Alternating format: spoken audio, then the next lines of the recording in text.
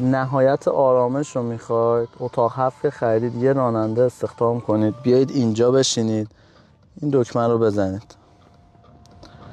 صندلی حالت VIP به خودش میگیره و به همین صورت که میبینید صندلی سرنشین تا انتها جلو میره و ببینید خودرو چقدر هوشمنده. توی مانیتور نوشت که دید آینه جانبی راننده مختل شده، حواستو جمع کن و از دوربین های ماشین استفاده کن. خب زیرپایی شروع به بالا آمدن میکنه همینطور که میبینید و اون قسمت باز میشه که میتونید پاتون رو داخلش بذارید.